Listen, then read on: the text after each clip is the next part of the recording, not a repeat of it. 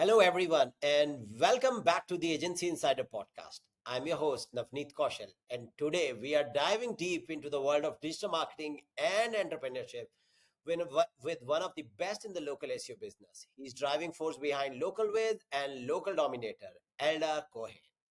Eldar has built multiple seven-figure ventures, mastering the art of local SEO and developed innovative strategies like Rank and Rent. We are excited to have him on the show.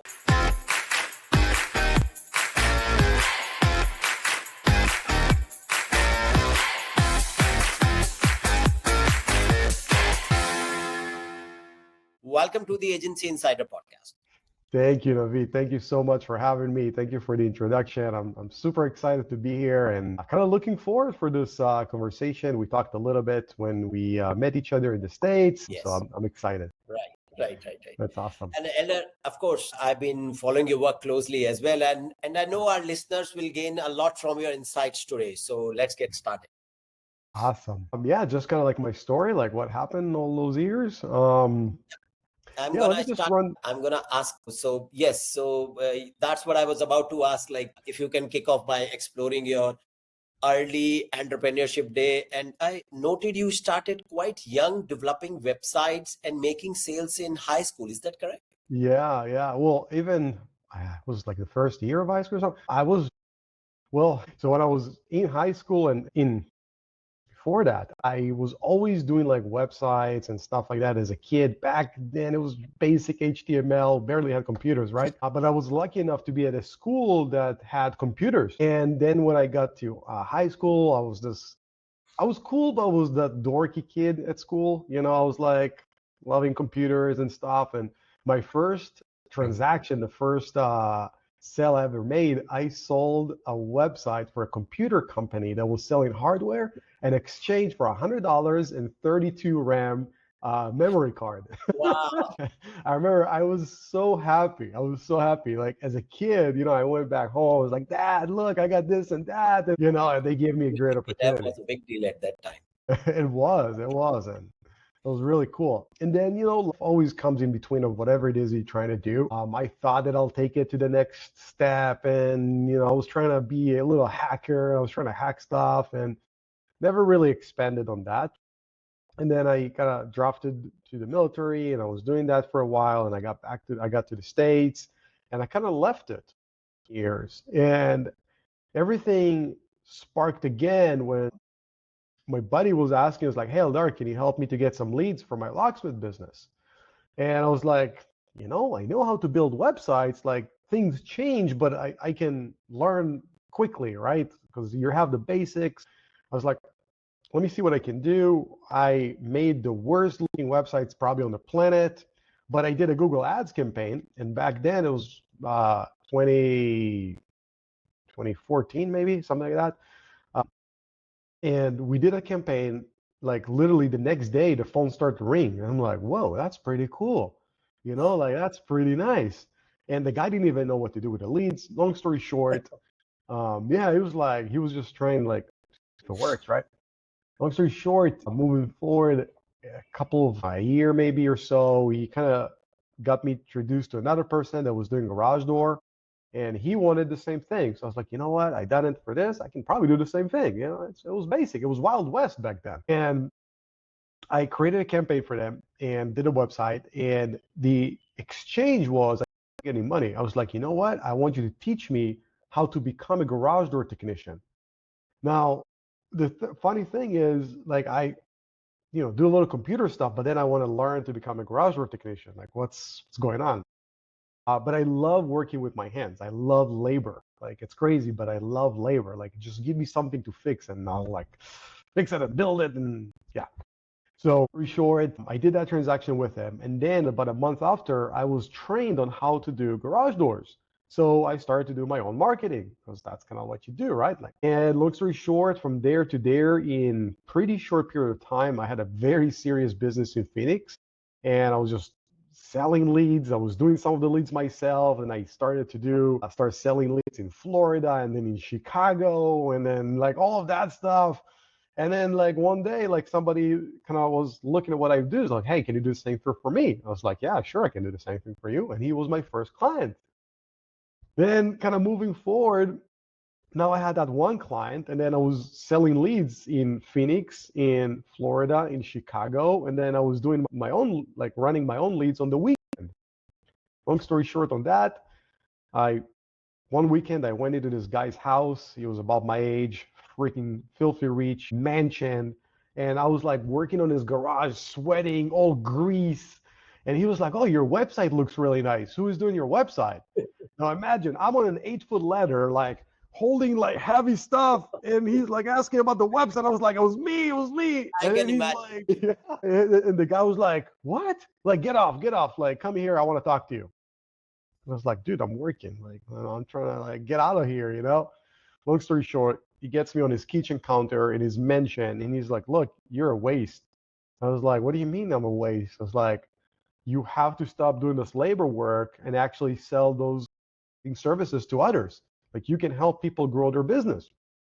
So that day I was like, whoa, like he have a point. So this was the day that I started to take it more seriously, and I was getting more clients and more clients. And there I was around, like after that phase, I got to like 10 or 15 clients ish. And I was flying with that for about a year. And then COVID hit, right? So when COVID hit, I was like, okay, I want to take my business to the next level. Everybody's suffering. Everybody's drying out. That's the time. Like, I don't know why, but I had common sense that at COVID, I need to start working like extra hard. And I took the first 6 months just chilling. And then I founded Local Whiz. It was right around 2019, 2020, something like that. And I decided to take my agency seriously. I went from about 15 clients to 80 clients in about a year and some change.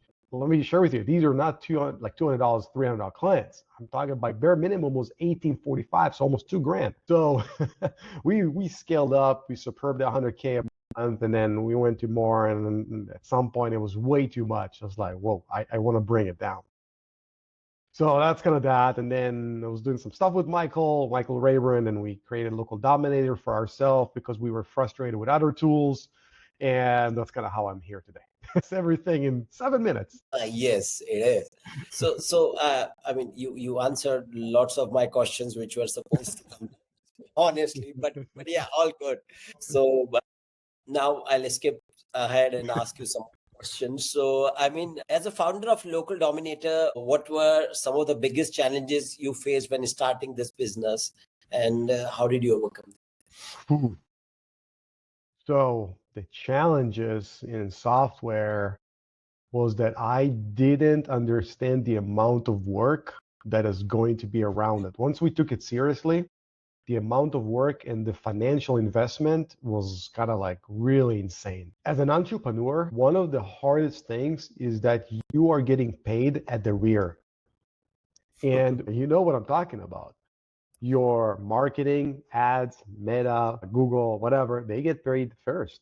Your employees get paid first. Your bills, your utilities, your other software, whatever, they all get paid first.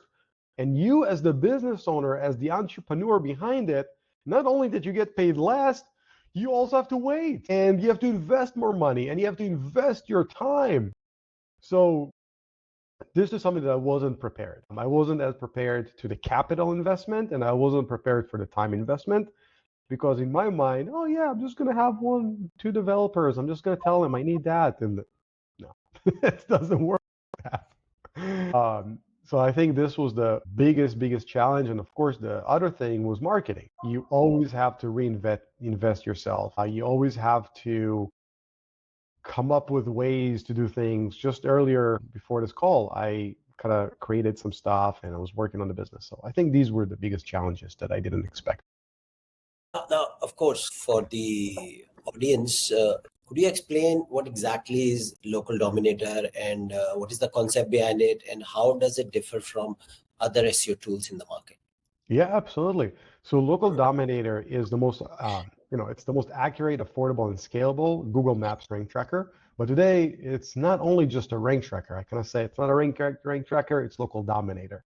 The reason behind it is because we wrapped a lot of tools to help agencies. For example, was this my mic? So for example, like some of the other tools that we have, of course, you can manage the Google My Business at scale, everything from one dashboard. We have Local Whiz app as a part of it. So they also get access to Local Whiz app. And Local Whiz app is our proprietary way to create content that Google freaking loves. And it will basically help the people to use it to increase their topical authority and the relevance for the industry, relevance topical and the location relevancy in just a couple of clicks. We create like articles that are location based on the work that the user have done, the clients have done. For example, if it's a plumber, we'll create like an article how they replace a water heater, which really gives an advantage when you create that type of content because it's not just another blog post. There are a bunch of other stuff that we have as part of that, as the training, the Q&As that we do, the Ask Me Anything sessions, the community. And when you look at the overall program, it's literally the best in the market and the most superior out there. You know, whatever, if it's the checklist that I share, the news, the stuff that I share, the weeklies, all those things that we do to help the agencies, there's just no other program out there that is getting near that. And I think that's going to like set us apart other than other stuff. Okay. Now, I mean, looking back, I mean, of course, you've been doing your own businesses and running Local Dominator. What role did mentorship or guidance play in your growth as an entrepreneur? I know you told you met a rich guy, but besides there, was there any other mentors or? Absolutely. So first, I think and believe we can learn from every person that we meet and cross path with us. Whatever, if it's somebody on a bus, on a plane, on a restaurant, whatever, if it's an entrepreneur or a waitress, like we can learn from everybody. And I believe in mentorships. I have two types of mentorships that I kind of like observe for myself. One is books. I look at those books as sort of a mentorship for the stuff I'm looking to learn. And I really, really try to stay with about 1 to 2 books a month. And if I know that I didn't cover a book in 1 month, I usually just sit and find some time to just sit and kind of get through it because it's really important for my growth. So it's really, really, really important. The second thing is mentorship from people you know. And it doesn't have to be somebody that you pay something to it. Yeah, you can hire mentors, and I've done this in the past, but there's other people around you in your network or people that you know that can mentor you because they have done something that you are trying to do. So asking the right questions and communicating and being friendly and really trying to be, you know, not necessarily help because I don't necessarily need you as a help, but try to be a person that they want you around them. So they can kind of, you know, their light will shine on you in a way, right? So I think this is a big thing, right? These are the two type of mentorships that I'm kind of like having. We have those books, and then we have other real people that, you know, mentor me in different ways. Some are paid, some are not. Different exchanges. You know, I'll share with you something outside of our SEO world, and I hope this actually goes to everybody. So remember, we just mentioned mentorship. When I was very young, when I was doing this garage door, I met another person. And that person, his name is Lenny, amazing guy. We still talk today. I know him for like years now. And Lenny was just an older guy. And he saw me working in his garage. And I started talking. Long story short, little did I know, this guy was a real estate tycoon. Complexes. All right. But the really cool thing, and this is why I loved him like first sight, he was so humble. He was living in a 2-bedroom apartment, very small, nothing fancy. When I was talking to him, he was like, yeah, I live here for the past 20 years. I don't need anything. All the stuff I do is for my kids. And I was like, wow, like, wow, what a person. So Lenny became one of my mentors, and he helped me to acquire my first house that I got. And he wasn't like, that's another thing, and that's kind of what I want to point out. When you do have a mentor shouldn't tell you what to do, or you shouldn't ask your mentor, what should I do? You should ask your mentor, what are the things that I need to understand and learn so I can take an educated decision? So when I was talking to Lenny, and this can reflect to SEO as well. When I was talking to Lenny, I didn't ask him, should I buy this house or should I not? I asked him, what are the questions that I need to ask to know if this is a good investment for me? And he was breaking down all of the questions that he would ask. And then at the end, I would have an answer that I can make a decision on. So same thing, if we have a mentor with our industry, building websites, SEO, been in a scenario where people hired me to mentor them. And sometimes they ask me, Eldar, what should I do? I'm not going to tell you what you should do. You have to figure this thing on your own based on the answers and based on the information that you have. So if somebody have a mentor, like don't try to have the answer from the mentor, try to have the direction from the mentor. That's the biggest thing. That's a very good advice. Thank you. Thank you. Let's shift gears to digital marketing, and where you made a huge mark, particularly with local SEO. So could you break down the rank and rent strategy for our listeners, and how does it differ from traditional SEO, and why do you think it's so effective? Yeah. So I'm going to take rank and rent, and I'm going to also add it to another. I'll put it in a bucket of also selling leads as is, because to me it's the same thing. It's very parallel modules, right? One, you just sell the whole thing, and the other you break it down and you sell it. To me, first of all, I would love not without I would like to do a lot more of selling the leads as is per lead versus rank and rent, and I'll explain why. When you sell the rank and rent, you also have pressure that is coming at you, because sometimes if you sell a website, let's say you rent it for $1,000, 1 month you have one lead, right? And it's bad. The other month you can have 20 leads. So the person that rents it doesn't have like, why in the same, like why in 1 month that I am paying the same thing, I'm getting one lead versus 20. So what I found for me works better is to sell it as the per leads, right? So if I have 10 leads, I'll sell it per lead. Whatever, if I want to sell it per incoming call, whatever, it's an SMS, inbound lead, whatever. And what I really like about this model is that you are your own boss. So when I do a traditional SEO, hands-on SEO, and I charge, let's say, I'm just going to make it even, let's say $1,000 a month for SEO, then I have a boss in a way, right? Because the client is now, he have the rights to ask me questions. He have the rights to demand. He have the rights to get reports. I have to perform. But when it's my own business as a rank and rent or rank and sell the leads, I'm my own business. If I woke up in a morning and I want to push as hard as I can on my business, I can. If I don't, I don't. And nobody's going to tell me the difference. The other really nice thing is that when you have something that belongs to you, your assets, you are the one that is leading this train, right? You are the one that is hands on top. And when you're doing traditional SEO, your hand goes right here. They can fire you. You can wake up on Monday morning and say, you know what? You're done. I don't like it.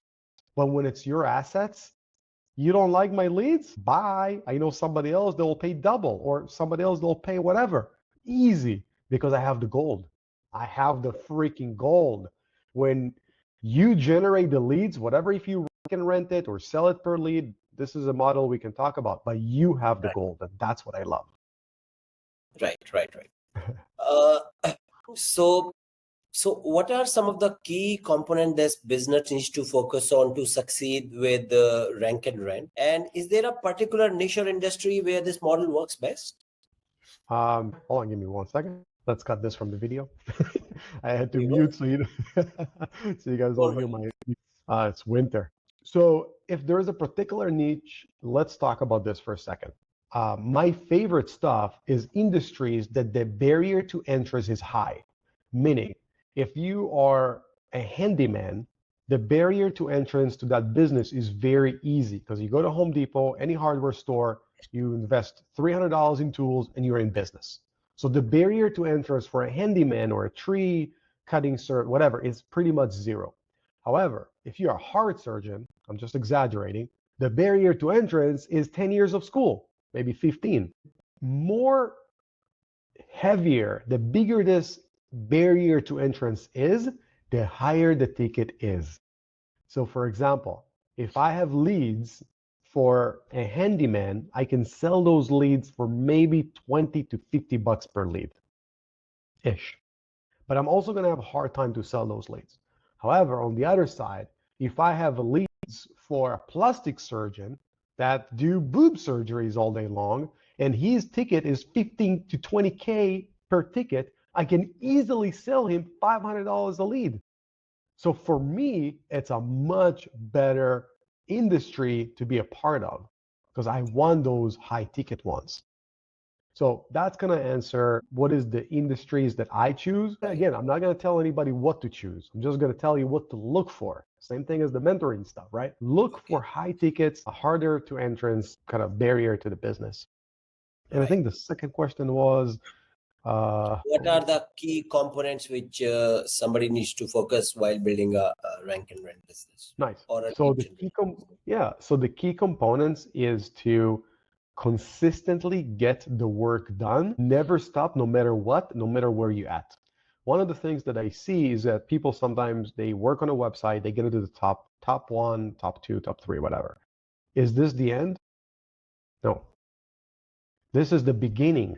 This is the beginning of the second project. If you're working on your own business, your own rank and rent, you should never stop. You should never stop. The key component to grow that business is to consistently work on that business day in, day out, to grow it as much as possible, to create more leverage and to create more stability, right? Because when we do rank and rent, we can lose assets sometimes.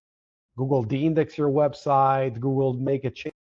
That's very scary. How do we resolve this? We create more and more assets. That's the biggest thing. That's the key for me.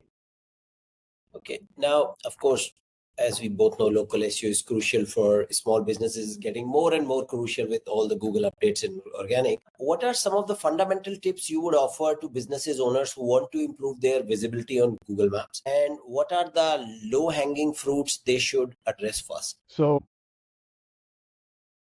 I think that the biggest thing, I also see this sometimes in my agency, is that we let little things to fall between the cracks.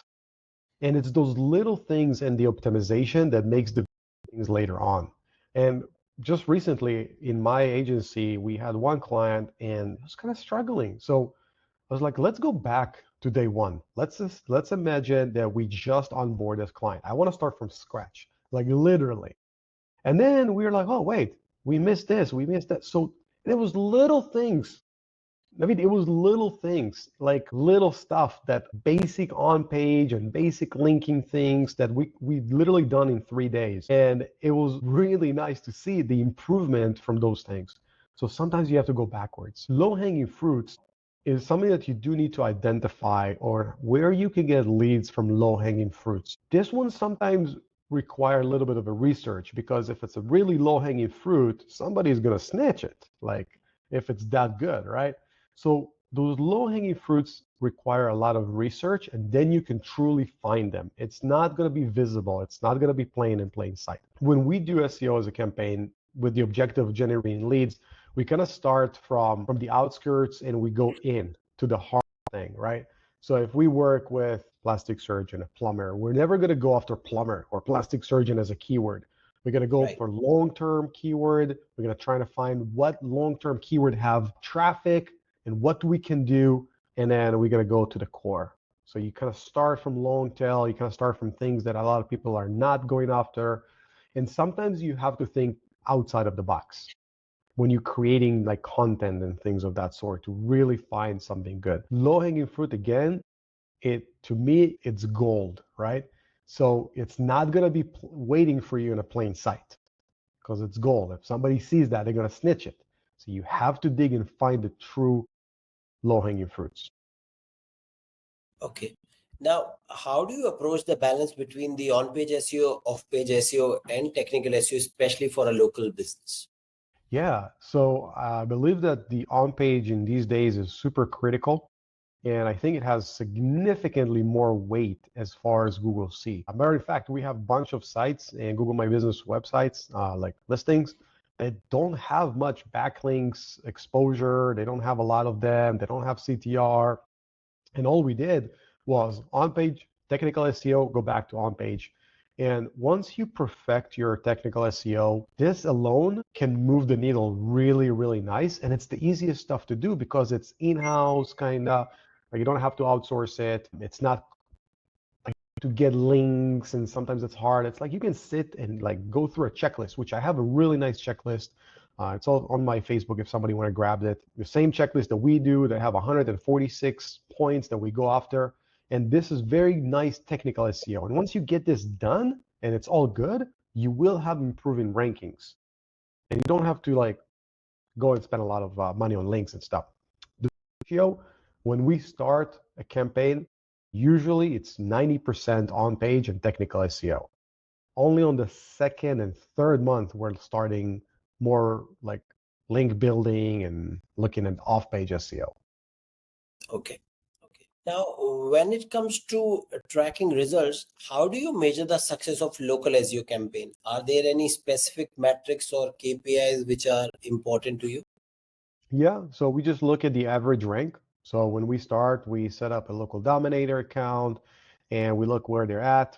And if they start at 15, our goal is to get them to 3 and below. That's the biggest thing. Obviously, one of the challenges that we have, and I think everybody in the industry has it, sometimes the client doesn't really care for their rankings. They only care for their phone calls. So that's something that can be a little tricky because sometimes you can do your best work and you can get them to number one, and still there's not enough calls, right? So this is where you kind of need to look at what are they ranking for, and or if it's that time of the year. For example, if you got somebody to rank on the top and it's Christmas weekend or Christmas 2 weeks of that, I'm not expecting them to get a lot of calls, like in the construction industry or different things, right? I think this is kind of like one of the challenges that we have with that. But the metrics that we look at is where their rankings and how many calls they get. That's the two biggest things we're looking at. Okay. Let's go a little bit into advanced SEO techniques now. Okay. And I mean, you of course mentioned the importance of Google Map ranking, which of course Local Map Dominator is based on. So can you elaborate some advanced techniques for improving business visibility specifically on Google Maps? Yeah. So the biggest and most important thing is that you have to understand what Google wants from you. Now, let's kind of talk about this. And I'm going to give you a live example. So we're working with this business, and we see that for the particular keyword, we thought that Google will prefer the URL that we have in the Google My Business, right? Because you add the URL in the Google My Business. Right. And when we looked at that, we were like, wait, hold on. That page that is in Google My Business is not ranking, but another page is ranking, right? So that's kind of a little weird. Like, why has this happened? So when you look at those things, these are the easiest optimizations that you can do, because if that URL that Google is already ranking looks good, and you only need to do maybe small adjustments to it to make it more of a landing page, kind of like to convert, then you want to take that and you want to swipe the one that you put in the beginning. So looking at Google is one of the biggest things that play a big role when I do SEO. I always try to look at Google and look at the SERP and kind of understand what are they doing, what are they favoring, and I want to give them what they want instead of trying to go against them.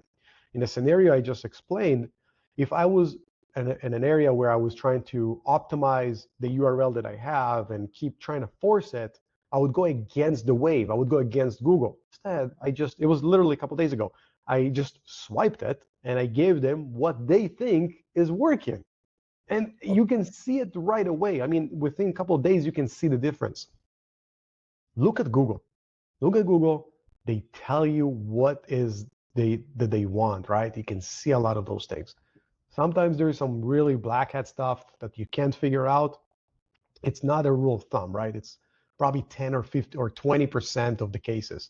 But in 80% of the cases, you can look at the competitors, you can look at your own data, your own search console, and you can figure out what Google likes and just give it to them.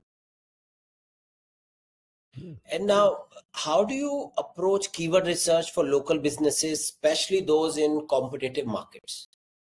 Wow. So back in the days, we used to do everything with SEMrush. You go in and you spend an hour, you dive in, you get all the data. Today, we just do everything with ChatGPT. We have a really cool prompt, which I also shared it not long ago. You just give it that prompt, you run it a couple of times, kind of like to see, and then you just get all the keywords with the traffic and everything. You don't have to do much. I mean, we used to spend hours on keyword research. Today, it's a matter of 10 minutes. Wow, that's really cool. I know. Like, we barely use SEMrush anymore, which we used to rely on very heavily, very heavily. So, Okay. yeah. Now we talk about keyword research. Of course, we talk about the advanced techniques where look what Google is serving. Now, what role does content marketing plays into your SEO strategy, and how do you create content that serves both search engine and users? Nice. So for local businesses, we use Local Whiz app, and you kind of really hit it on the nail here. Local Whiz app, what we did with it, you create what we call projects. Those projects are location based, are location oriented, and like a niche oriented, right? Moving forward, right? Like the way you do it today, if you don't use it, let's say you're working with a plumber, whatever. So you'll go and you'll create a blog post about a water heater replacement, right? That's what you're going to do. However, there are nearly probably, I don't know, million of those blog posts about water heater replacement. Why would Google on earth would favor your blog post because you made it longer or more detail, but why would Google change everything and think, oh, wow, this post needs to rank really well? They're not. That's why it's very hard to create content that actually move the needle and make something, because especially now with the AI, there's just so much of it. So Right. with the projects that we create, imagine that now we took a title that is before and after water heater replacement in Phoenix, Arizona by so and so and so and so. And we can even specify the brand name of that water heater. What you do now, you create something very, very specific. And in this title, you're doing two things.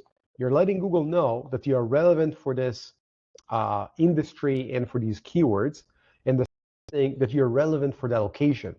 And the content that you create is based on the keyword and based on the location. It's all tied together. I gotta Right. show it to you, and it just works like freaking magic. So Wow. when you create content, when people create content, don't create content just for the sake of creating content. How can this benefit my client? How can this benefit my business, right? And how can Google understand that I'm different, Okay. right? Like that I'm different. And creating this style of posts and projects makes it different. Okay. Now, can you share some insights on how voice search is impacting local SEO and how businesses can optimize it? For How, voice, sorry, right, voice search.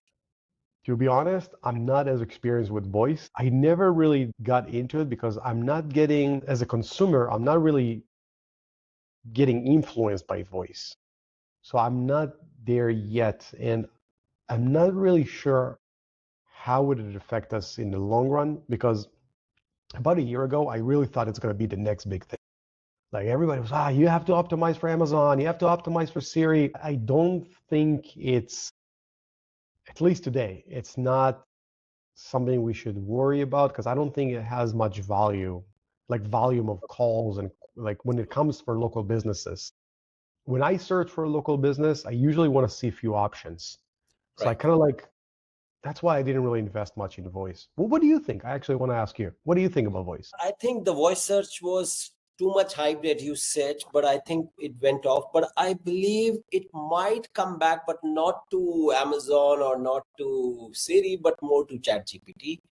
So I Yeah. believe that's here in a year, because now we are talking more to ChatGPT with our iPhones with AI and Yeah. everything. So I think the voice search might be go influential.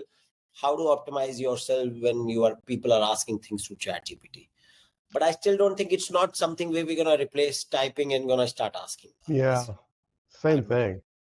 Yes. So let me ask you this, because one of the things that we will have to deal with very soon is generative search engines, right? So we're going to have a search engine from ChatGPT. It's coming. Right. We know. So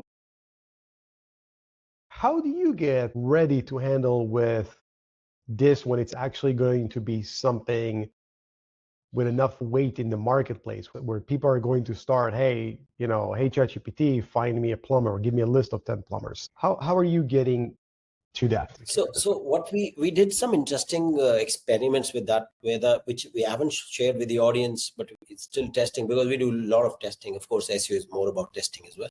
So what we found is if you have a list, if your site is listed on various sources, just like it's kind of a parasite SEO to look at that way. When your content is listed on 5 different websites talking about top 10 plumbers in Chicago or top 10 plumbers in Phoenix, and then you start listing, and then those things will factor in. So I think that's what we are trying to see. Yeah, no, I'm with you. I know for a fact because I actually last week I did a few checks on that, and I was asking ChatGPT for a couple of things, and the answer that I got back was the answer that we pushed to. Technically, we tried to push this to Google, to rank in Google, but ChatGPT grabbed that information, and that was the information that we got back.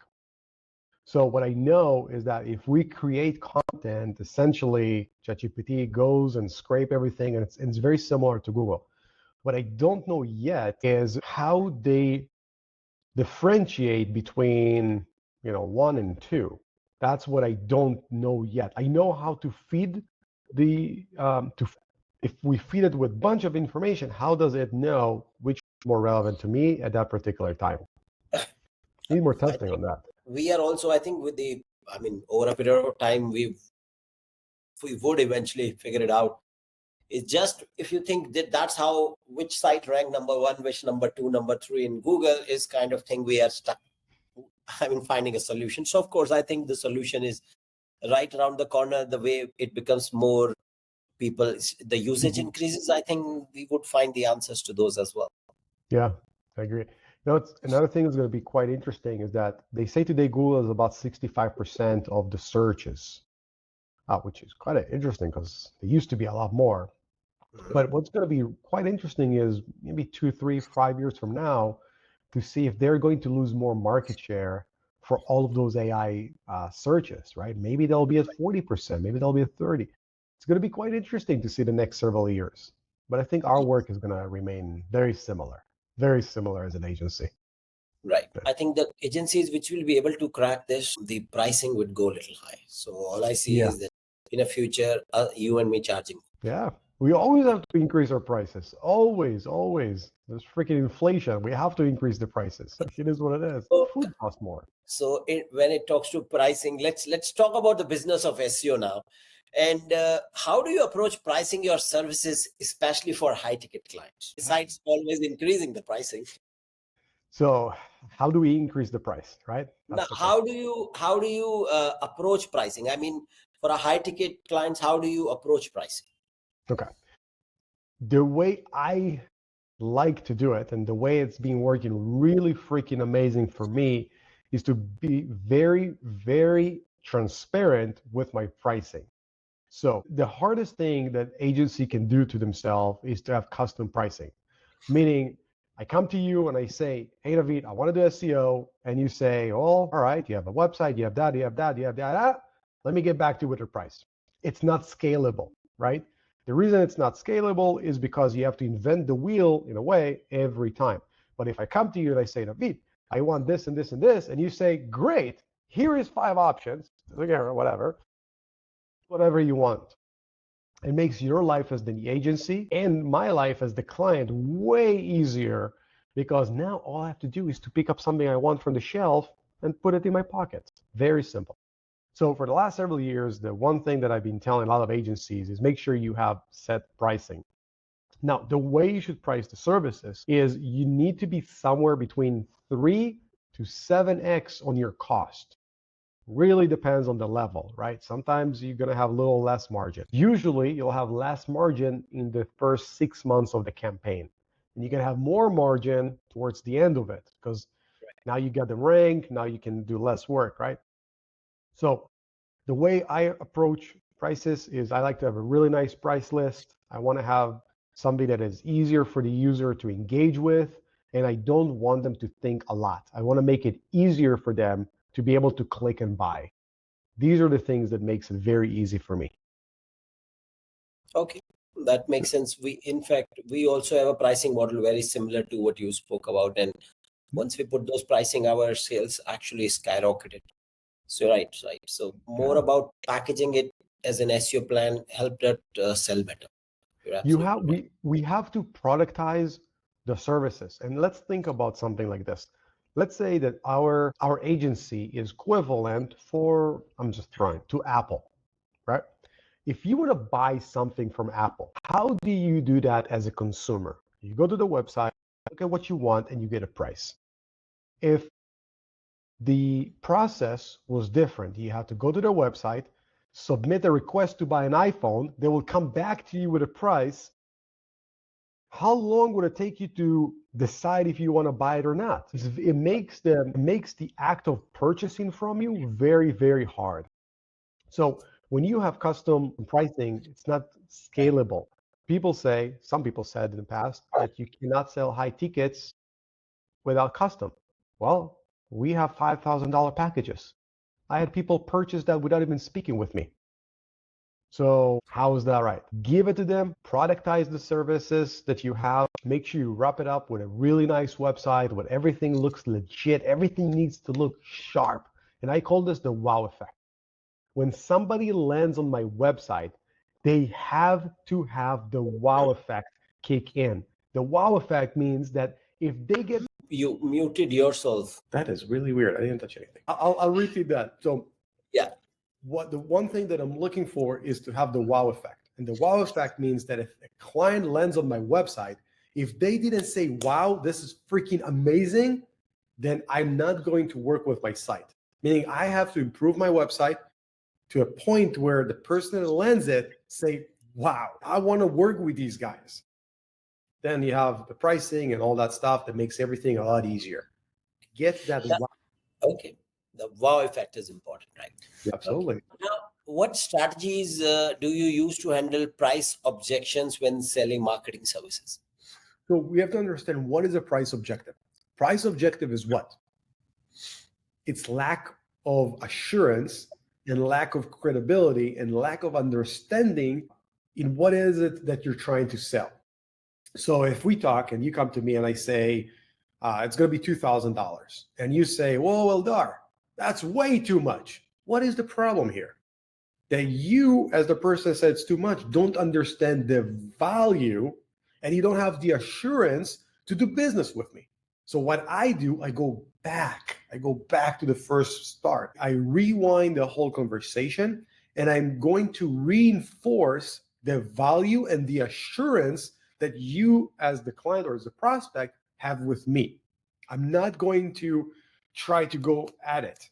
I go back to ground zero to reinforce the stuff that I was trying to do, and maybe I didn't do it well enough. It's never a problem of price. Let's kind of push on that for a second. It's never an issue of price. It's always an issue of value. The price is on the floor. All we have to do is, not the price, the money is on the floor. All we have to do is pick it up. And in order to pick it up, you just have to increase the amount of value that you give to the prospect or your client. And the more value, the bigger bag you get to collect that money from the floor. That's kind of the way I see it. Okay. And let's take another moment on that. Most people, right, and I say it a lot, they hear, wait, it's too expensive, but they try and well, it's not expensive, right? They say it's not expensive, it's this, it's that. Basically what they do, they add force against force. When somebody comes at you with a rejection and they're giving force at you saying, well, I don't want it, it's too much. When you give force back, now you have sparks and it's just not going to connect. And the way I like to do that is kind of like you kind of have the Aikido approach. If somebody gives me that force, I want to take that force and I want to go with it. And I want to create like a nice circle. And that's kind of like where I go back to reinforce my assurance and reinforce the value. So never go at your client. That's all. That's an interesting take. So instead of disagreeing to the client, try to get towards their point of view and then get your point. Got it, right. Now, how do you measure and communicate ROI to your clients, especially for long-term SEO strategies? Sorry, I missed the first part. How do I do what? How do you measure and communicate ROI to your clients, especially for long-term SEO strategies? How do we communicate? You said Yes. commit. And how do you measure and communicate ROI? So measure, we always archive all the stuff that we do. So every month we archive where we add to the campaign. So the measurements is the metrics that I have, like their average score, the amount of calls, all of those things. These are the things that we measure. They don't care how many backlinks they have. This is more internally for us. The communication, we like communication over text. So we do WhatsApp or we do SMS, not much emails, but it's more WhatsApp and SMS. We do have some that are email. We try to eliminate as much as we can to be on a phone call or a meeting with our clients. We don't like meetings. We don't like phone calls. I like things in writing, and I like things that I can go back to, because then there's no scenario. Well, you said, I said, here, this is what we said. This is that. Here is the screenshot. Here is that. Here is that. The other component of that, the other aspect of that is that meetings are very time consuming, very, very time consuming. When you don't have meetings, you reduce a lot of time. So when you scale your agency, imagine you have 100 clients and now you have to do 2 meetings a month or 1 meeting a month. Let's say just 1 meeting a month. 1 meeting a month is equivalent, with the extra time that those meetings takes, to about 200 working hours. It's insane. So technically, as the agency, you literally have 1 payroll just for meetings. So I don't like meetings. That's kind of like, we do looms, we do quick, very looms, but I really trying to like bring down the amount of communication. And if they communicate a lot with us, there means 2 things. 1, we didn't do our job well. 2, we did it very well and they want more of it. Okay, now let's talk a little bit about business operation and scaling up. Scaling a business isn't just about getting clients. It's about streamlining operations also. So what are some processes that you implemented early on that help you efficiently scale your agency? The first thing I can think of is the team meetings. Team meetings is one of the biggest thing. And I think that I know that for a fact that a lot of people are neglecting meetings. Team meetings are crucial to growing your organization, community, your organization, your business. It lines up everybody. Now, you don't want to overkill the meetings and have a meeting every day. It's way too much. One weekly meeting for the whole team, that we try to do it at 40 minutes. And I'm very, how would I put it? Very strict with those things. Like, I want to go into a meeting, I want to get all the information and get the hell out of that meeting. I don't want to be in a 2 hours meeting. Like, give me okay, what challenges do we have? Let's fix this. Let's talk about this. Moving on. Nobody have time to sit in 2 hours meeting. And I've seen teams do that. You're killing your team and you're killing your costs because you're paying them. So it's kind of hitting you from both hands. So the biggest thing is to make sure you have team meetings. Now, you're probably going to ask me, but Eldar, it's just me and my 1 VA or my 1 employee. Why would I need to have meetings? I already talk to this person every day. It doesn't matter. It doesn't matter. When you have a set meeting in your calendar and you treat your business like it's $1 million business, it's going to get to that level. But when you treat your business like it's a sheet, whatever, I don't have energy to do meetings or whatnot, you're literally shooting yourself in the foot. So treat the business like you want to be there, like where you want to be. And then you plug more people into it, more people, like large meetings.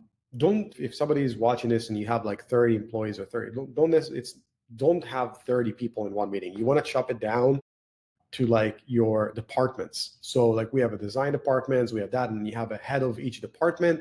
And then like the meetings that I go to, for example, I only meet with the team leaders, and then they have another meeting, Right. Okay. Yeah. Let's like now. Okay. And how do you approach hiring and team building in your agency, and what qualities do you look in new hires? Great question. So Hiring is definitely a challenge. And we have to look at hiring like we look at dating in a way. You're not going to date everybody. You're not going to have a commitment, right? So, same thing. When you want to hire somebody, first I like to get them to jump through a few loops. So, for example, I can give you one loop. One loop can be that I can ask them for a quick video about themselves, just something, or I can give them a task to do as part of their interview.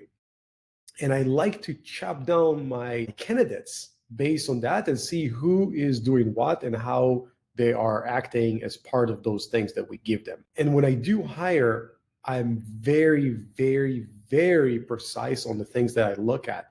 For example, if I have a meeting, a job interview, and the person was late in 30 seconds, that's done. It's done. I'm not even going to proceed. 30 seconds. I expect them to be there 5 minutes ahead of the meeting. And if they're not there 5 minutes ahead, I know for a fact that later down the road, this will be the person that will be 10 minutes late for the weekly meeting or to deliver the client reports because the timeline that they have in their mind is not straight. So there are a bunch of things that I've created over the years that are helping me to identify quality, candidates for the business. And these are one of those. See what else we have.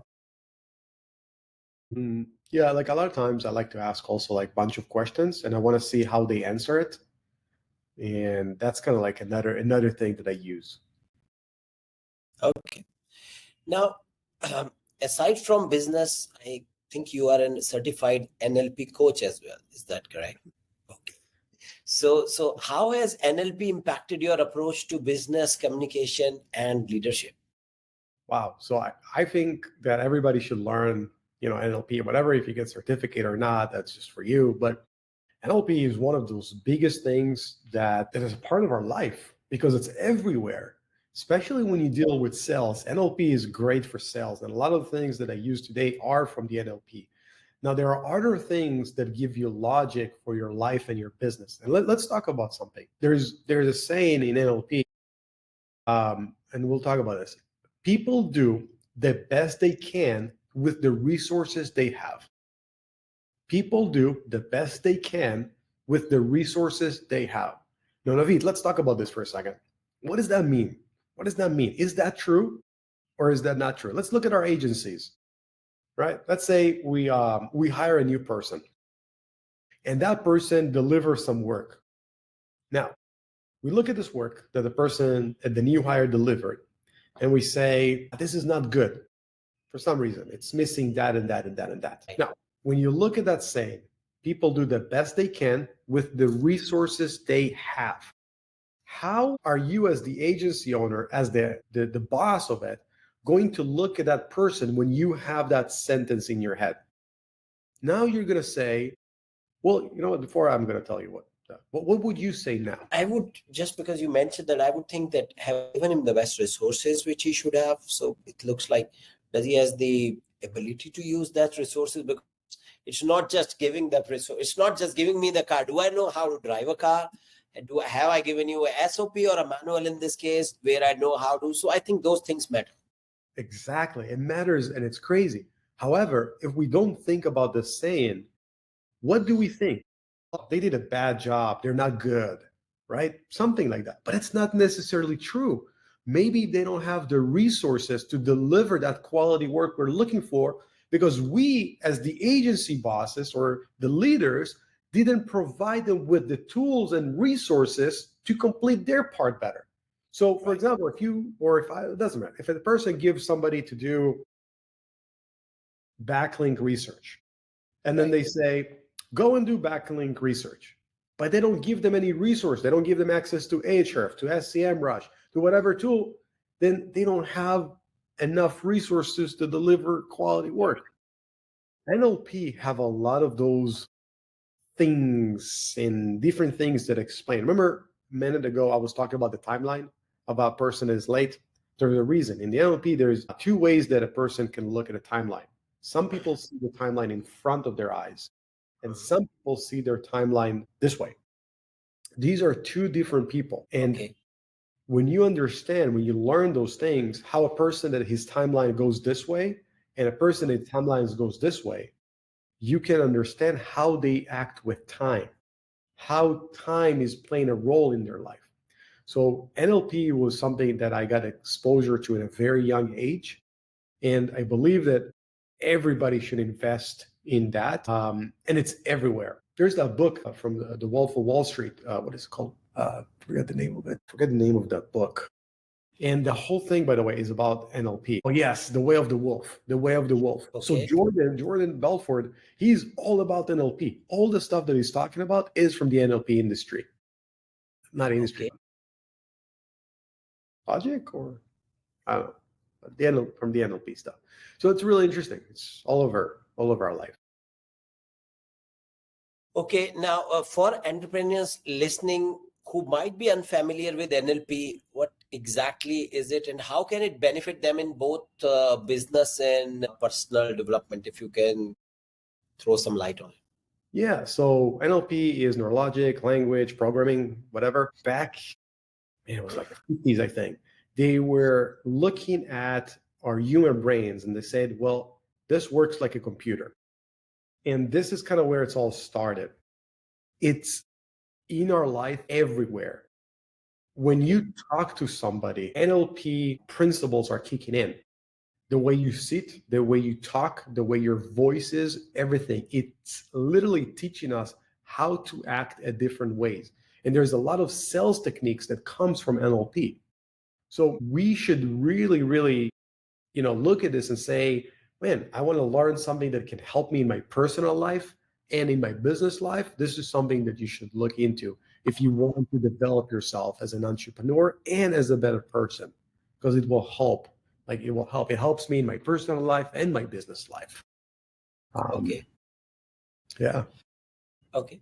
Now, of course, every entrepreneur has faced setbacks. Can you share a major challenge you encountered during your journey and how you? Man, let me think about which challenge.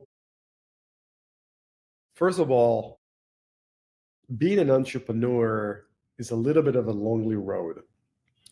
And the reason it's a little bit of a lonely road is because you are with yourself trying to move something, trying to do something, trying to move something, and a lot of times it's kind of like you against you or you against the world. It's a little bit of an emotional challenge. And sometimes you kind of have to look at this. For me, when I get to those days when I'm having those challenges or emotions or things of that, I'm really trying to breathe and kind of like pause and just stop completely, just stop. I had a day like this several weeks ago, and it was a very challenging day. And I was talking to my buddy, and I was talking to him. I was like, I gotta stop. Like middle of the day, like I mean, just 3 hours in, and it's like I gotta stop. I gotta zoom out. I don't want to deal with anything. I literally put my phone on silent, like do not disturb, and I was like, nobody's talking to me. I'm not responding to anything. This is a mental challenge, and mental challenges are coming at us a lot, I believe, because there's a lot of pressure when you're running a business, when you have a lot of employees, payrolls, all those things, right? You have to take care of people. Things are coming at you from a million directions. Like I can't even, like we have been on this for like an hour or something. My phone is like insane. I can't even. So we have to learn how to deal with that mental challenge that we are experiencing. The other challenges that I had throughout my life and throughout my career is that sometimes things are not working the way you thought they're going to work. Maybe you said, this month I'm going to make it to whatever X amount of money, or I'm going to make it to X amount of clients. And now you have a challenge to get there. Maybe your challenge is that you don't have any money for marketing. But I'm going to tell you, what is my answer for a lot of those challenges? My answer for a lot of those challenges is to overwork through that challenge. So going back, for example, to what I just mentioned, if I want to run marketing campaigns, I need $3,000 for that, whatever, I need $2,000. If I'm at a point in life where I don't have that, I can outwork my competitors. I can go and I can Uber at night. I can do deliveries, whatever it is. I can train that, whatever. Everybody with his gift and everybody with whatever they can do. But when a challenge like this comes at you, the worst thing that you can do is to freeze. And it's okay if you freeze for a moment, right? But the worst thing is to freeze and say, I can't deal with this. No, there is always a solution. There is always a solution. And you just have to look at this and you have to outwork your way out.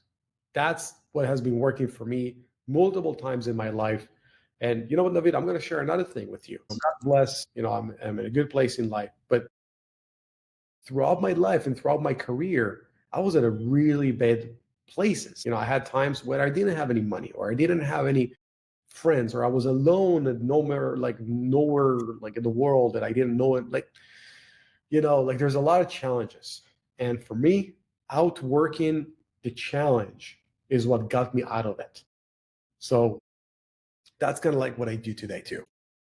What is the best piece of advice you have ever received and how has it influenced your entrepreneurship mindset? Wow, the best one. Well, there's one that comes up to my mind, and this was from my martial art teacher and mentor, and he always used to say, "What doesn't work with force, work with violence." And now, wait, I'm not promoting violence, but the thing is, when you take this and you influence this on different aspects, sometimes something doesn't work when you kind of like press this way.